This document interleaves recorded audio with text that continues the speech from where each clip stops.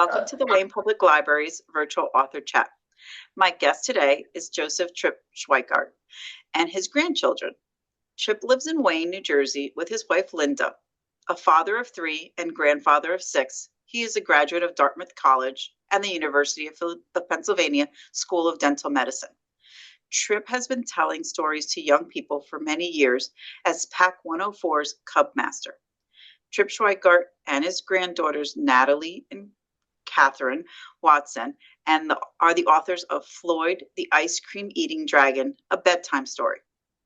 Natalie Watson is 11 years old and enjoying her last year in elementary school. Whether it's swimming on her swim team, hiking with her family, or biking around town, she's always looking for her next adventure. Kat Watson is 9 years old and loves theater, dancing, singing, gardening, and helping others. Jack is their younger brother, and he's featured in the book too. Maddie, Quint, and Finley Schweighardt were thrilled to help their pop-up with the sequel, Floyd, the Ice Cream Eating Dragon, Makes New Friends. Maddie is an 8-year-old with a big imagination. She loves dance, piano, and her friends and family. She is always up for a good story. Quint is 6 years old and enjoys playing sports of all kinds, especially baseball. He loves sharing his knowledge of animals of every species, particularly dragons. Finley is their little sister. Welcome, Trip, Natalie, Kat, Jack, Quint, and Finley. Sorry that Maddie missed today, but we'll look out for her on the cover of the book. Thanks for having us. You're welcome. Trip, what inspired you to write Floyd, the Ice Cream Eating Dragon, a bedtime story? Well, it's kind of funny, Janette. It started as a babysitting bedtime story for Natalie and Catherine before Jack was around and was born, rather. And it just kind of grew from there. Each week when I would babysit them, I added a little bit more to the story. And you guys probably remember me flying around the room. And we all had quite a few laughs with it. And I offhandedly one day suggested that it might make a good book, and I really didn't think anything of it. And years later, maybe during COVID or after, I was reminded by one of these characters that I had promised perhaps to make a book out of it, and so I did. And that's where the whole thing came from. And we've had a lot of fun with it. Okay. So Natalie and Kat, you helped Pop write the first Floyd book. Do you remember the storytelling sessions? What were they like? Well, I remember we would be sitting in our room and we would be lying on the floor and Pop would just start telling us the story and I kind of thought it was crazy. And then he's like, "We're gonna make a book out of this someday," and it was kind of a joke, and then it kind of became real. It was fun because it always felt like we were in the moment, like what he was telling, like we were in it. And did you ever think that it would become a book? No. Were those brainstorming sessions fun for both of you? Mm-hmm. Okay. So Quint and Finley, do you remember the van ride when the details of the second Floyd book were discussed?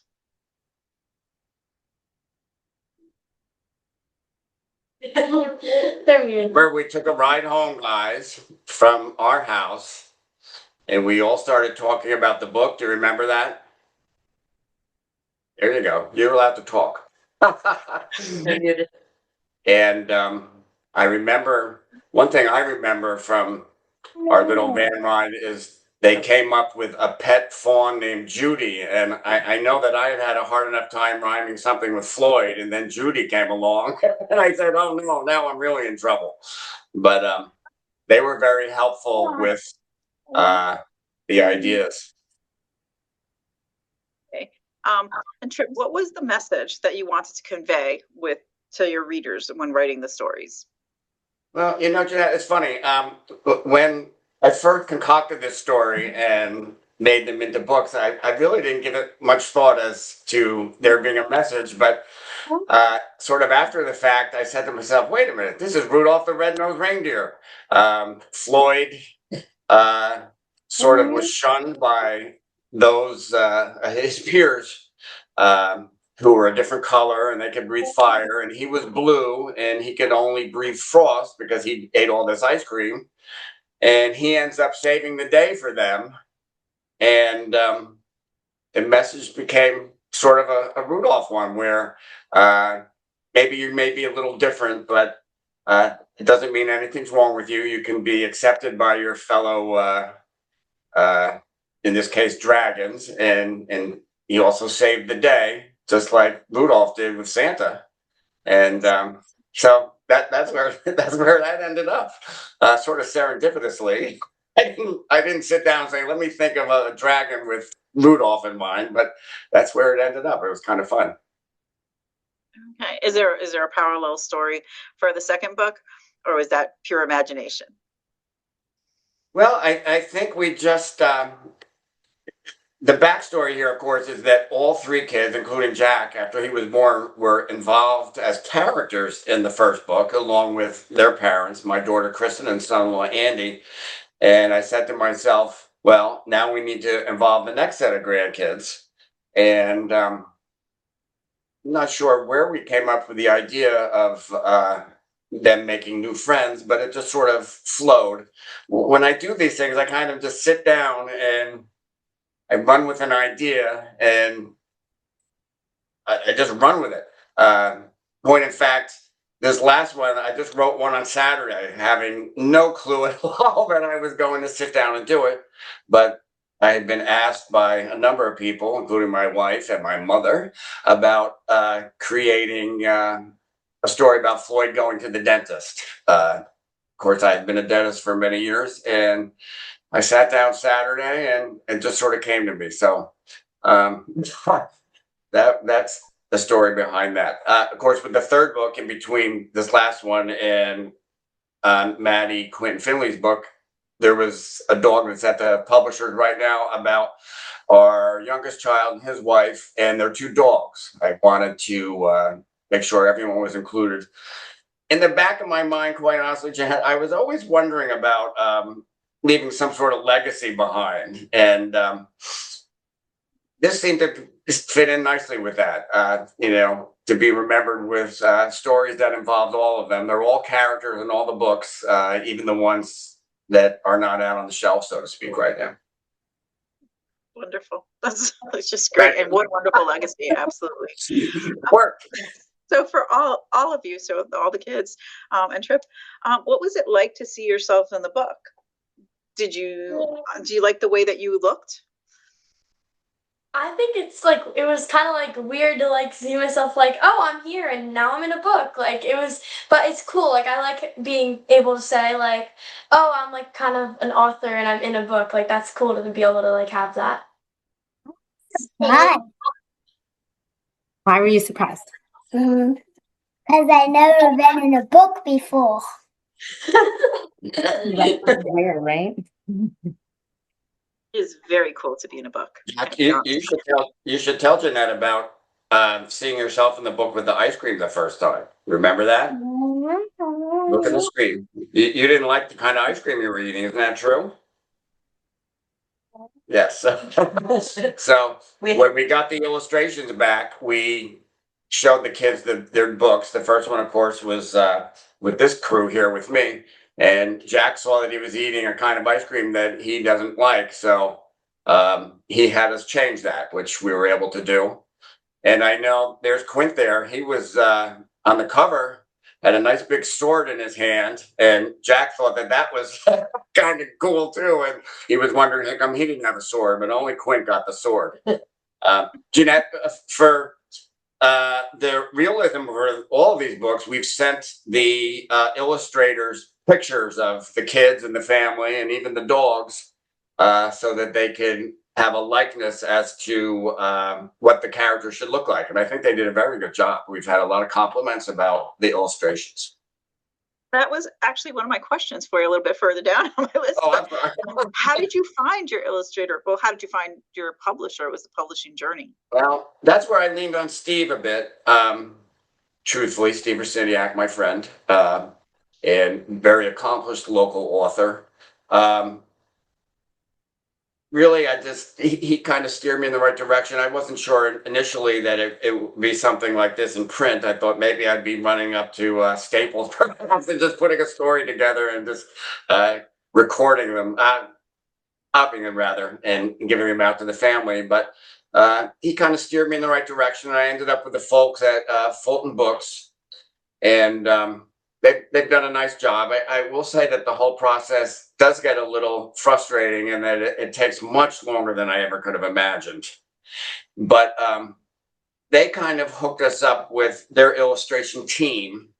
We were able to select from many different styles of illustrations. My wife, Linda, who is a very accomplished artist, didn't feel like she had the time to do it. I joke that perhaps I didn't offer her enough money to do it. But she's been behind the scenes at my side, helping to select and put together all the illustrations for the book. I have no artistic ability at all. I give her all the credit, and we're very happy, as I say, with how the illustrations have come out with all the books. Was it hard to write for such young readers, or did it come naturally? Truthfully, I've been writing poems, little poems like this, nothing out of Robert Frost or anything like that, for many, many years. I remember writing one for my grandmother's birthday when I may have been 10 years old. My mother, Beverly Schweighardt, who taught at Packanack School for many, many years, taught all three of my children. And at the end of each year, I would write her a poem about what had happened in the class that year. And then each child each one of my kids who was in her class had their picture taken with my mother and a poem, and we framed it. And so I've been doing this for quite a while. She sometimes would lean on me to write poems. I remember I wrote one about Inauguration Day and some other little cute little poems. But yeah, for some reason I'm able to rhyme things. Maybe it's the Dartmouth in me. There's a guy named Theodore Geisel that you may have heard of. He goes by a different name, Dr. Seuss. He's also a Dartmouth alum. And I've joked, and as my friends have seen that, these books have come to life, that perhaps maybe I'm the next Dr. Seuss, the next Dartmouth Dr. Seuss. I'm pretty sure he's in no trouble with his legacy, considering he's written tens of millions of copies worth of books, and we have not sold quite as many. Yeah. No, but I mean, it's quite a thing that both of you went to Dartmouth, and you have the doctor. That you are the doctor. Yeah, right. Exactly. So how long, I know you mentioned you wrote one over the weekend, but how long did it take you to write the other books? Again, truthfully, this may sound strange, but once I get the idea, and of course, for the first one, basically, Nat and Kat, we sat down and brainstormed the ideas, and once I have the idea, bingo, there I go. And I can usually knock them out over a weekend. The other one, after our van ride with Maddie, Quentin, Finley, I think I went home, jotted down their ideas, and then it's just a matter of me sitting down, and once I start doing it, it just sort of comes. I do a crazy thing, and my wife Linda may have looked over my shoulder once to see this. I write the alphabet down on a page, and I'm not a computer guy at all, I have to tell you.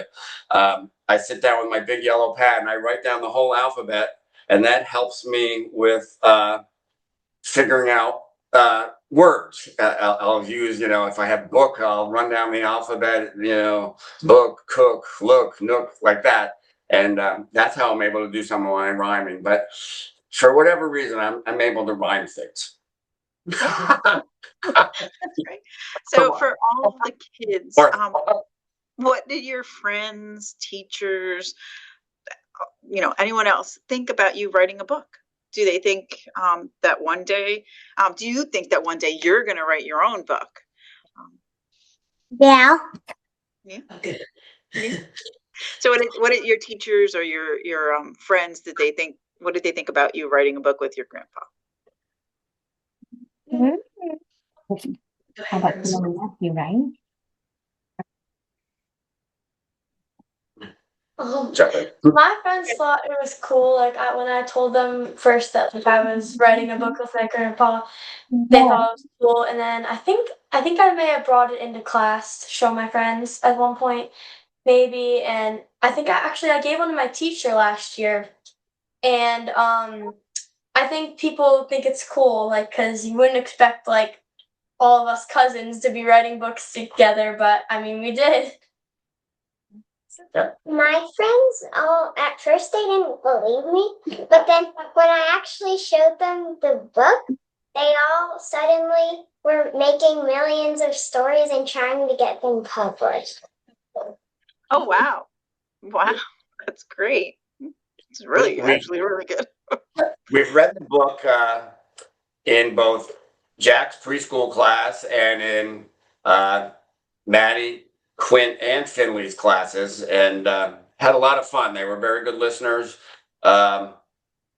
Quint's class, even their teacher made up little Floyd dragon masks that they all wore, which took me by surprise when we walked into the class. So it's for whatever reason, this dragon seems to have touched people in some very fun ways for me and us.